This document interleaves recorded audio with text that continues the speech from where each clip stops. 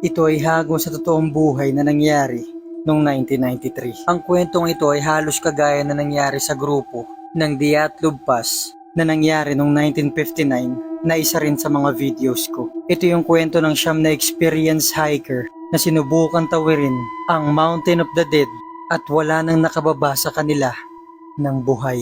At hanggang ngayon, mahigit 60 taon na ang nakakalipas ay hindi pa rin nasasagot ang tanong sa kung ano kaya nangyari sa kanila nung araw na yon. Pero lingid sa kaalaman ng marami ay meron ding kaparehas na insidenteng nangyari noong 1993. Ang pagkakaiba lang ay merong isang nabuhay dito na siyang nagkwento sa mga nangyari sa mga kasama niya nung araw na yon. Ang grupong ito ay ang pinangungunahan ni Lyudmila Korovina, 41 years old, isang Russian hiking instructor. Kilala siya ng mga estudyante at ng mga katrabaho niya na masyado siyang survivalist. Ibig sabihin nila ay palagi niyang dinadala yung mga estudyante niya sa mga delikadong sitwasyon kahit hindi naman kinakailangan. Pero ang maganda naman dito ay hindi niya sila pinababayaan. Tinuturuan niya sila ng mga kaparaanan na hindi mo makukuha sa mga simpleng hiking instructor. Talagang masyado niya siniseryoso yung trabaho niya. Pero sabi naman ng mga estudyante niya at mga naging estudyante niya ay malaki ang naitulong ni Lyudmila sa kanila. Isa na dito yung mga pananaw nila sa buhay, yung iba kaya naging successful. Tinuturing yun dahil sa tulong niya at sa mga turo niya na palaging pag-isipang mabuti yung mga sitwasyon bago kumilos. Kaso minsan hindi nga maiwasan na nadadala niya yung ibang mga estudyante niya sa mga delikadong sitwasyon na kahit mukhang hindi pa sila ready dito ay pinupush niya pa rin at pinipilit niya na kaya nila yon. Parang kahit minsan ay pwedeng ikamatay ng iba. Pero hindi rin maitatanggi na minahal din talaga siya ng mga estudyante niya. Dahil most of the time mas pinipili niya yung kaligtasan nila bago yung sarili niya. Isang halimbawa na lang dito na kapag ka nag-hiking sila at mukhang kakapusin sila sa pagkain, ay pipiliin niyang pakainin yung mga estudyante niya kahit hindi pa siya kumain ng buong araw habang nag-hiking, basta't wag lang makaramdam ng gutom yung mga estudyante niya. At nung early August 1993 ay na-schedule nga siyang pangunahan ng isang expedition sa Kamar-Daban Ridge na matatagpuan sa Eastern Siberia at isa sa mga pinakamatandang bundok sa buong mundo. Kasama niya dito ang 6 na estudyante niya na kahit papano ay makukonsider na marunong na mag-hike. Kasama niya dito si Alexander Krysin, 23 years old na tinatawag niyang Sasha. Si Sasha ay tinatawag na rin na anak ni Lyudmila dahil mula pagkabata nito ay siya na nag-alaga dito. Si Sasha ang masasabing isa sa pinaka-healthy sa mga estudyante na to dahil lumaki na nga siya sa puder ni Lyudmila at madalas din siyang kasama nito ay masasabing siya yung naging assistant sa hiking nila na to at hindi siya tumayo na parang estudyante. Kasama din nila dito sina Tatiana Filipenko, 24 years old, Denis Bakin, 19 years old, Victoria Zalisova, 16 years old, Timur Bapanov, ang pinakabata sa kanila, 15 years old, at si Valentina Otuchenko, 17 years old, na siyang dahilan kung paano natin nalaman kung ano nangyari sa kanila. Noong August 1, 1993, ay nagsimula silang bumiyahe mula sa Kazakhstan papunta sa maliit na bayan na tinatawag na Moreno, malapit sa Kamar-Daban Ridge kung saan sila magsisimula maglakbay. Yung bundok na lalakbayan nila ay hindi naman consider na isa sa mga delikadong bundok dito. Halos taon-taon libu-libong mga tourist ang nagpupunta dito para maglakbay. Hindi rin ganun kataas yung bundok na to kung ikukumpara sa mga bundok na pwede mong pag-hikingan sa area na yon. Bukod dito ay nabalita pa sa kanila na magiging maganda yung panahon sa buong mga araw na paglalakbay nila dito. Dadaan sila sa Lake Baikal at doon sila magsisimulang umakyat papunta sa Kamar-Daban Ridge. Pagdating nila doon, meron dong shelter na pwede sila magpahinga at magluto bago sila magsimula namang maglakbay pababa. Merong 3 grupong maglalakbay dito kaso iba-iba sila ng mga dadaanan. Yung isa sa mga grupo na to ay pinangungunahan ng anak na babae ni Lyudmila. Magkaiba man yung way na dadaanan nila, pero magkakasalubong naman sila sa pangatlong araw doon sa Kamar-Daban Ridge kung saan may shelter at sabay-sabay na silang bababa ng bundok. At nung Agosto na nga ng umaga ay nagsimula na sila maglakbay. Nung umaga na yun ay napakaganda ng panahon, may araw at maliwanag yung paligid kaya positibo silang lahat na nagsimula. Mula sa Lake Baikal papunta sa Kamar-Daban Ridge ay 50 miles hike. Nung unang 2 araw nilang paglalakbay ay okay naman. Kaso nga lang nung pangatlo ng araw, nung medyo pataas na mismo ng bundok yung paglalakbay nila, ay nagsimula din naman bumaba yung temperature dito. Nagsimula ditong bumuhos yung ulan, bumuhos yung snow na pare-parehas nilang hindi inaasahan. At nagkamali nga yung weather forecaster nung araw na yon na nagsabi magkakaroon nga daw ng magandang panahon sa buong mga araw na paglalakbay nila. At may tumama nga na malakas na bagyo sa Camardaban Mountain noong August 4. So 3 buong araw sila naglakbay dito at biglang ang umulan at bumagyo at basang-basa nga sila nung araw na yon. Dito nagsimula na ring mapagod yung mga estudyante pero si Ludmila, positibo lang siyang naglalakbay, pinapangunahan niya yung mga estudyante niya. At kinikwentuhan niya sila na may mas malala pang sitwasyon siyang na-experience kaya wala dapat silang ipag-alala. At sinasabi niya pang nangyayari talaga tong sitwasyon na to pero wala dapat tayo pag-alala, handa tayo. Dumaan tayo sa mga training, malalagpasan din natin to at magiging maayos din ang lahat. At nagbigay nga ito ng lakas ng loob sa mga estudyante niya at nagpatuloy sila sa paglalakbay nila hanggang nung August 4 na nga ng gabi. So mahigit 3 buong araw nilang nilakbay yung bundok na yun kasabay ng masamang panahon. Nung oras na yun ay 30 minutes away na lang sila doon sa shelter na pwede sila magpahinga hanggang mapagdesisyonan na nilang bumaba. Kaso nga lang yung part na to ng bundok na bago sila makarating doon sa shelter ay open space. So nakalagpas na sila doon sa mga puno, mga bato, walang nagko-cover sa kanila sa ulan, sa hangin at sa snow nung nasa parte na sila nito ng bundok. Basang-basa na sila nung oras na yon, kasabay pa ng pagod so bawat hakbang nila dito ay mabigat.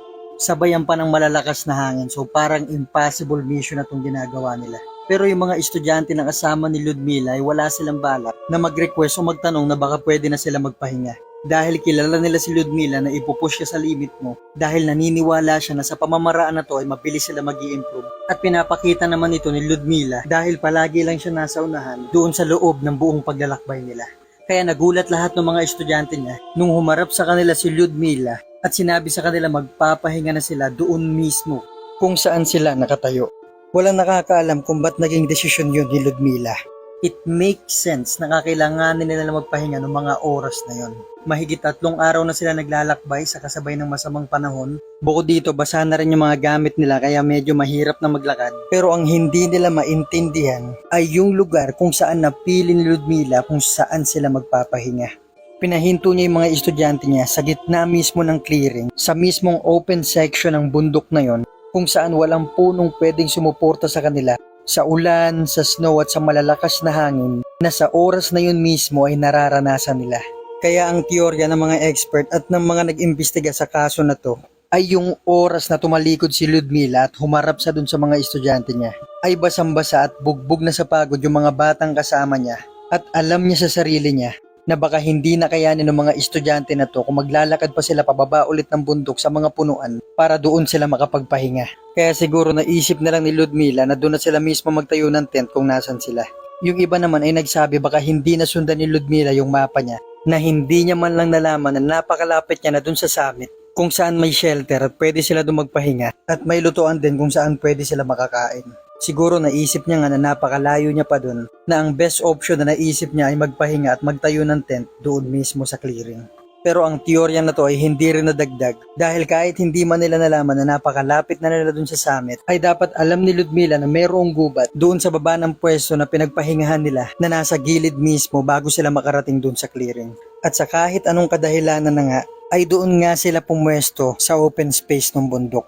Nagsimula nang nilang itayo yung 2 tent nila, pumasok sila sa loob, nagluto sila ng pagkain nila dun sa lutuan na dala nila at doon ay nagsiksikan na nga silang matulog sa loob ng 2 nilang tent. Sa gitna ng bagyo na walang sumusuporta sa kanila, bumuho sa kanila yung ulan, yung snow at tumama sa kanila yung mga malalakas na hangin. At nung gabi na yun, nung August 4, ay lalong lumakas yung bagyo at patuloy silang pinahirapan sa pagtulog ng ulan. At around 2 a.m. kinabukasan nung April 5, sa sobrang lakas ng bagyo ay inangat ng hangin yung tent nila. Kaya yung iba pa sa kanila ay lumabas para ayusin yun. Naayos naman nila ito, basang-basa silang pumasok ulit dun sa mga tent nila at patuloy na natulog. At makalipas lang ang 2 oras, tinamaan na naman sila ng malalakas na hangin at iniangat na naman ito yung tent nila pero mas malala yun dahil nakapasok na yung tubig doon sa loob. Kaya patuloy na naman sila lumabas para ayusin yung mga stick at yung pagkakakabit ng tent at ang malala dito ay nabasa pa yung ginagamit nilang sleeping bag. So isipin na lang natin na tulog sila sa basa nilang higaan sa gitna ng malaking bundok at sa gitna ng malakas na bagyo. At kahit papaano ay nakatulog sila, around 10 a.m. ng umaga nung August 5, ay nagising na nga yung leader nila na si Ludmila. Patuloy pa rin na umuulan, sobrang lamig na sa labas ng tent nila at napapaligiran na sila ng yelo. Naisip niya rin siguro na masyado ng delikado yung sitwasyon nila na kung magpapatuloy pa sila dito na may basang higaan at kung hindi pa sila makakahanap na mapagtataguan na makakagawa sila ng mas malakas na apoy, magiging delikado na yung sitwasyon lalong-lalo na dun sa mga bata. Kaya yung oras din na yun ay ginising niya na lahat ng mga estudyante niya at nakapila na silang dahan-dahan bumaba ng bundok papunta dun sa punuan na nadaanan din nila. Yung naisip na to na paraan ni Ludmila ay magdidelay sa kanila ng ilang oras o ilang araw bago sila doon makarating sa summit. Yun nga lang pagpapahinga nila doon sa open space ay wala sa plano nila, lalo na tong pagbalik nila pababa doon sa gubat. Siguradong hindi na nila maaabutan yung anak na babae ni Ludmila na papunta rin doon sa summit gamit yung ibang daan. At makalipas nga ang ilang araw noong August 9, may dalawang Ukrainian kayakers na nandun sa isang ilog sa southern Siberia. At habang namamangka sila dito, ay may nakita sila ditong isang babaeng nakatayo at nakatingin lang sa kanila. Wala siyang kahit anong ekspresyon sa muka, basta nakatitig lang yun sa kanila. At kinabahan sila kaya nilagpasan nila to dahil punong-puno ng dugo yung bahagi ng katawan niya. Pero nag-alala din sila kaya naisip din nilang bumalik. Baka kung anong nangyari sa kanya o kung anong mangyari sa kanya. Dahan-dahan sila ngayon lumapit dito sa babae pero wala siyang kahit anong ekspresyon sa mukha niya. Kaya sinubukan nilang tanungin kung anong ginagawa niya doon, kung sino kasama niya o kung kailangan niya ba ng tulong. Pero hindi ito nagsasalita kaya kinuha na nila yung gamit nila. Binalutan nila siya ng jacket dahil mukhang lamig na lamig ito at isinama nila ito sa mga pulis. Pagdating nila dun sa police station ay hindi pa rin ito nagsasalita pero patuloy lang siyang tinatanong ng mga pulis na kung anong ginagawa niya dun sa kagubatan, kung sino ba yung kasama niya at bakit siya puro dugo sa katawan niya. Hanggang sa makalipas ang ilang oras ay nagsalita na ito na ang pangalan niya ay Valentina Otoshenko, 17 years old. At may kasama siyang isang grupo na pinangungunahan nga ni Ludmila. Kaya nagtaka ngayon yung mga pulis. Tinanong nila siya kung bakit siya nahiwalay, kung ano nangyari, at kung bakit mag-isa siya dun sa part ng ilog na yun. At ito yung sinabi ni Valentina.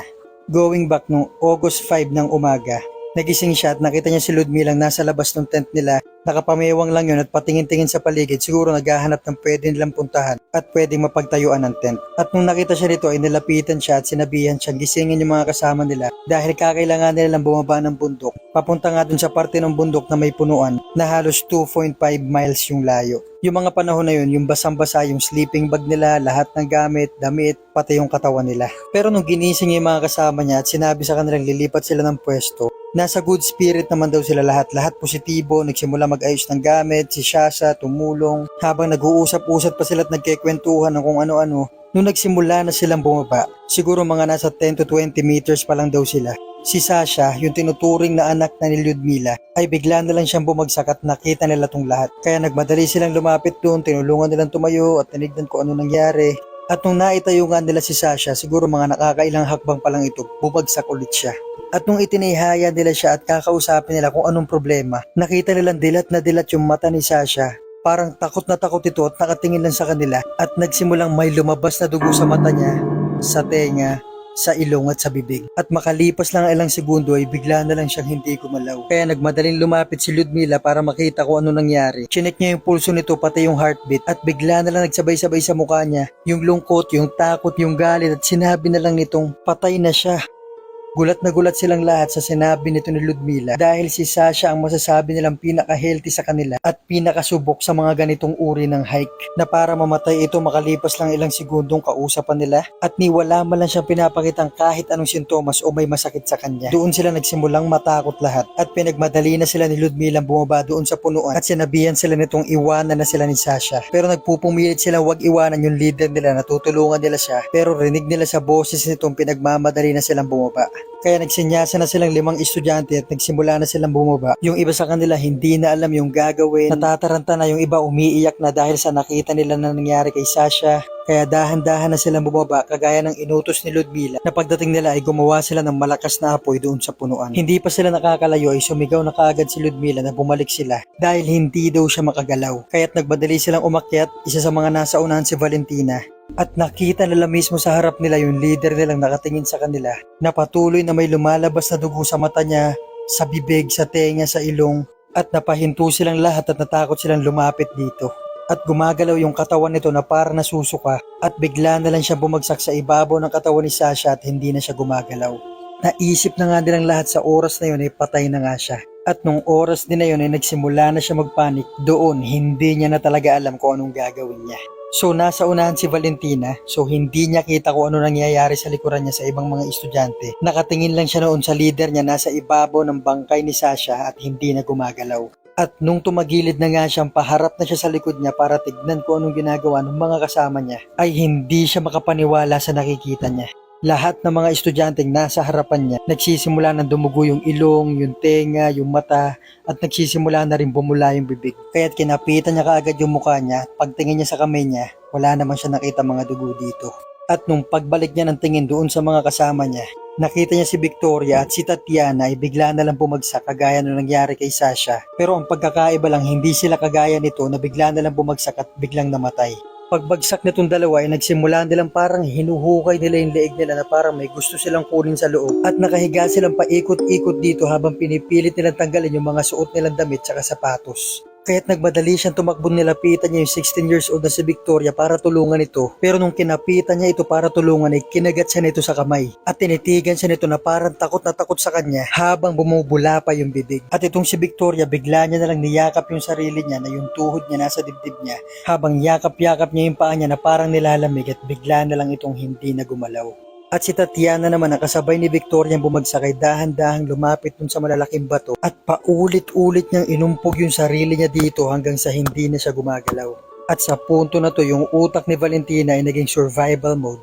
Hinanap niya ngayon yung dalawa niyang kasama, si Dennis na 19 years old at ang pinakabatang si Timur, 15 years old. Itong dalawa na lang na to yung inaasahan niya makasamang bumaba ng bundok na yun. Dahil lahat ng iba nilang kasama ay hindi na gumagalaw. At nakita niya si Dennis na dahan-dahan naglalakad papunta dun sa likod ng malaking bato. Hindi naman siya umaasta na parang kagaya ng iba na parang hindi makontrol yung sarili. Kaya't nagmadali siyang puntahan si Dennis para makasama niya na itong bumaba. At habang naglalakad siya papunta dun sa malaking bato ay nakita niya na lang din si Timur, yung pinakabata. Bumagsak na lang ito at hindi na gumalaw. Gusto niya sana itong lapitan at tulungan, kaso nga lang nakita niya bumubula na rin yung bibig nito, dilat yung mata at hindi na rin talaga gumagalaw at humihinga. Lungkot na lungkot siya nung nakita niya yun dahil ayun yung halos kakwentuhan niya sa loob ng paglalakbay nila. At nung pinuntahan niya na nga si Dennis dun sa likod ng bato, nakita niya dumudugo na yung mata, yung ilong, yung bibig, yung tenga nito ni Dennis pero hindi siya natatakot. Gusto niya itong tulungan at alalayan dahil mukhang maayos pa yung pag-iisip nito. Nahihirapan na ito kumilos pero nakakausap pa niya. Ang sabi sa kanya ni Dennis, magmadali ka nang bumaba ng bundok at pumunta dun sa punuan, kumuha ka ng apoy, kunin mo yung mga gamit na dapat mong kunin, iwanan mo yung dapat mong iwanan para mas magaan yung paglalakbay mo.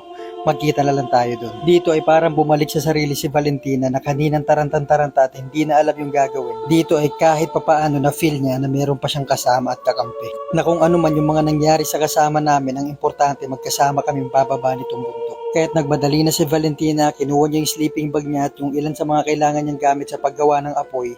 At nung nagsisimula na siya maglakad pababa, ay sinilip niya saglit si Dennis at naiyak na lang siya dun sa nakita niya dahil nakita niya itong hindi na gumagalaw na nakadapa dun sa bag niya at tuloy-tuloy na may umaagos na dugo dun mula sa mukha niya. Sa mga oras na yun ay parang huminto na yung tibok ng puso niya.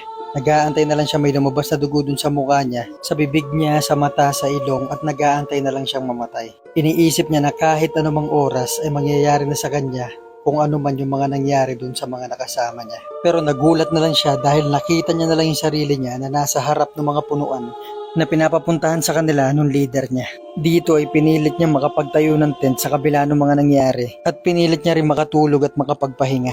At halos buong araw ng mga oras na yun ay nakakarinig siya ng mga malalaking punong nagsisibagsakan sa bawat paligid ng tent niya. Kinabukasan nung August 6 ng umaga, medyo maayos na yung panahon nun, hindi niya alam kung saan siya pupunta at alam niyang kakapusin siya sa mga gamit kung susubukan niya maglakbay pabalik kung saan sila nanggaling. At kahit masakit sa loob niya dahil gusto niyang mabuhay ay bumalik siya dun kung nasaan yung mga kasama niyang alam niya mga patay na para kumuha ng gamit at maglakbay pabalik at makahingi ng tulong. At pagdating niya nga dun sa lugar kung saan niya iniwan yung mga kasama niya, bumalik na naman sa alaala niya kung ano mga nangyari ng mga oras na yun. At nakita niyang ganun pa rin yung mga posisyon ng mga kasama niya kung paano niya sila iniwan. Kinuha niya na yung mga gamit na kailangan niya sa paglalakbay niya pabalik. At isa-isa niyang nilapitan yung mga kasama niya. Sinara niya yung mga mata nito. At matapos ito ay hindi niya na maalala kung ano nangyari. Basta't ang alam niya lang ay naglakad-lakad siya kung saan man siya mapunta. Dahil alam niya sa sarili niya anumang oras ay mangyayari din sa kanya kung ano man nangyari dun sa mga kasama niya. O kung hindi man ay mamamatay din naman siya sa lamig o may hayop na bigla na lang susulpot doon at kakainin siya. Talagang wala na sa isip niyang mabuhay ng mga oras na yon. At hindi niya nga alam kung ilang oras o ilang araw na siya naglalakbay ay man narinig siya mga boses doon sa gubat at pinuntahan niya kung saan. At doon nga siya nakita ng dalawang tourist mula sa Ukraine, yung dalawang kayakers, at dinala siya sa police station. Hindi niya na namalaya na 3 araw na pala siya naglalakad doon sa bundok. Hindi niya na maalala kung natulog ba siya, kung may kinain ba siya, o ni kahit kung paano siya napunta sa lugar na yon. Basta't ang huling malinaw na alaala niya ay sinarado niya yung mga mata nung mga kasama niyang nakatingin pa sa kanya. Matapos nito ay nakita na siya ng dalawang lalaki. At nung malaman ng mga authorities na meron pa nga mga hikers doon na naiwan, ay nag-launch sila ng search para hanapin yung mga kasama ni Valentina at umabot pa ng halos 1 buwan bago sila natagpuan. Medyo maraming tanong yung mga authorities, pulis at mga nag-imbestiga sa kaso na to kung bakit nila natagpuan yung mga katawan nila sa ganong sitwasyon. Nakita nila yung mga damit nito ay parang sira-sira, hinubad, at yung 3 pa sa kanila ay walang sapatos, at lahat sila ay nawawala na yung mga mata nila. At kitang-kita nila sa mga mukha ng mga namatay na yun na yung itsura nila ay parang may kinatatakutan bago sila mamatay. Pero sabi ng mga pulis na matay sila dahil sa hypothermia o dahil sa lamig. At sinabi rin dito na dala ito ng gutom o kahinaan ng katawan kaya umabot din sila sa ganitong punto. At sinabi pa na may mga damage yung mga lungs nila. Pero hindi sila makapaniwala sa mga kwento ni Valentina na bigla na lang silang bumagsak at wala ng buhay gaya na nangyari kay Sasha at sa leader nila. At yung iba ay tinanggal pa yung mga damit nila, yung iba parang hinuhukay yung mga leeg nila. Pero ang hindi natin maitatanggi ay 6 ito na experienced hikers na wala man lang senyales o wala man lang sintomas hanggang sa pagkamatay nila. Pero sabi ng mga expert dahil nga ito sa hypothermia o dahil sa lamig at mali yung pinagpwestuhan nila ng tent, isa lang itong malaking aksidente and that's it. Pero hindi rin natin maitatanggi na hindi ito yung unang nangyari ito sa Russia. Dahil gaya ng sabi ko sa unang parte ng video na to, na halos kaparehas ito nung nangyari sa grupo ni Igor Dyatlov noong 1959.